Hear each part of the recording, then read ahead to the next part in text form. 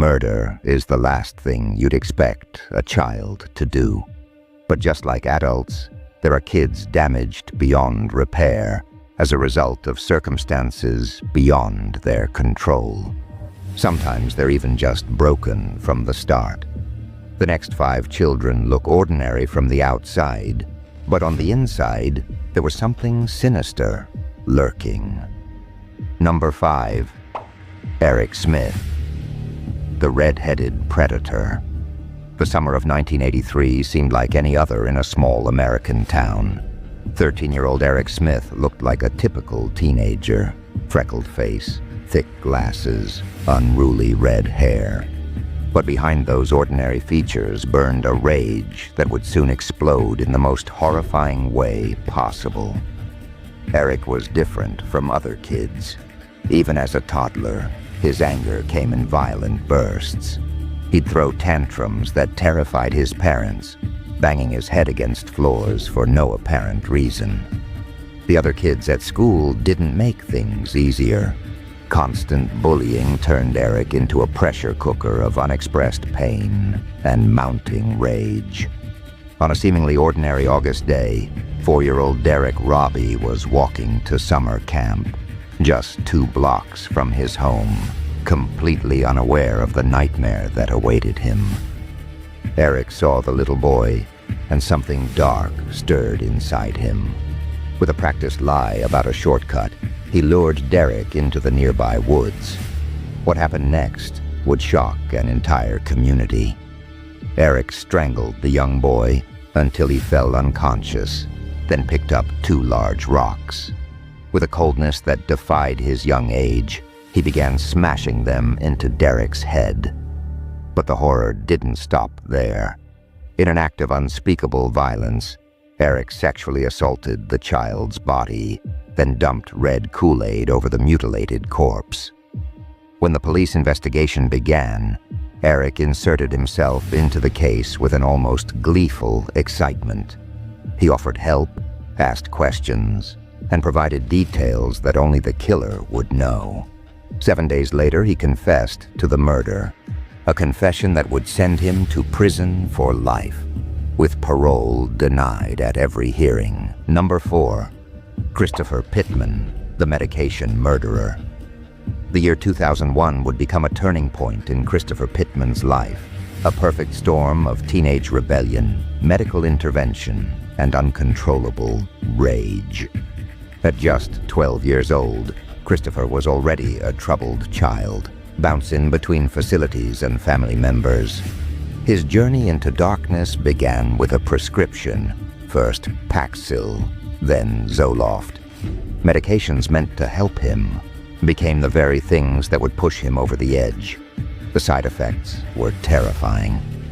Christopher experienced burning sensations across his body, hallucinations, and uncontrollable bursts of aggression. One night, everything changed. After a fight with his grandfather that resulted in a spanking, Christopher's simmering rage found its terrible release. He found the shotgun he'd been taught to use, walked into his grandparents' bedroom, and began shooting. His father's final question, "Why are you doing this?" was met with a chilling response. Why the hell not? But Christopher wasn't finished. He set the house on fire, stole the car, grabbed some guns, his dog, and $33. When finally caught, he first claimed he'd been kidnapped, a lie that quickly crumbled under police questioning. His trial became a shocking exploration of medication's potential dangers, but Christopher would still be sentenced to 30 years to life. Number 3. Joshua Phillips, the waterbed killer. November 3rd, 1998 started like any other day in a quiet neighborhood. 8-year-old Maddie Clifton was playing outside, full of childhood innocence. 14-year-old Joshua Phillips seemed like a typical teenager, until that moment would change everything forever. Josh claimed it was an accident. Maddie had come to play baseball, and when he hit the ball, it struck her in the eye. Panic set in. Josh's abusive father had a strict no visitors policy, and fear of his reaction triggered something monstrous inside the teenager. What followed was a nightmare of violence. Josh strangled Maddie for 15 excruciating minutes, then beat her with a baseball bat and stabbed her 11 times. But the true horror was yet to come. He stuffed her body beneath his waterbed, where it would remain for days as family life continued around her decomposing corpse. 7 days into the search for Maddie, Josh's mother discovered the unthinkable while changing the waterbed sheets. The body, hidden mere feet from where her family had been living, told a story of unspeakable violence. Number 2, Cindy Collier and Shirley Wolfe. A deadly friendship. Some friendships are forged in darkness. 15-year-old Cindy Collier and 14-year-old Shirley Wolfe had both survived unimaginable abuse. Cindy had been raped before she was 10. Shirley had endured sexual abuse from her father, uncle, and grandfather since infancy. They met by chance and bonded instantly, two wounded souls who would soon become predators. Their plan was simple and terrifying: commit a murder, steal a car, and run away. They spent hours preparing, even dyeing their hair in a futile attempt to disguise themselves. Their target was 85-year-old Anna Brackett, a grandmother who invited them inside when they asked to use her phone. For an hour, they chatted normally. Then, with calculated brutality, Shirley began stabbing Anna repeatedly, while the elderly woman begged for her life. When caught, Cindy's response was bone-chilling. "We just wanted to kill someone just for fun," she said, laughing. The pure randomness of their violence was perhaps the most terrifying aspect of their crime. Number 1.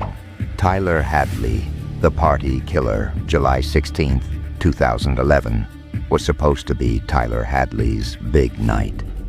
The 17-year-old had been planning an epic party, frustrated by his parents' strict rules. But Tyler had a different plan, one that would shock everyone. After taking ecstasy, Tyler grabbed a hammer from the garage. His mother, Mary Jo, was working on the computer when he struck her. His father, Blake, rushed in, asking why, only to be murdered without mercy. Tyler's explanation was chillingly simple. He wanted to throw a party, and his parents would have objected. But the true horror was yet to come. With his parents' bodies hidden in the bedroom, Tyler proceeded to host a massive party. Nearly 60 teenagers partied just feet away from the murdered bodies, drinking, smoking, and dancing.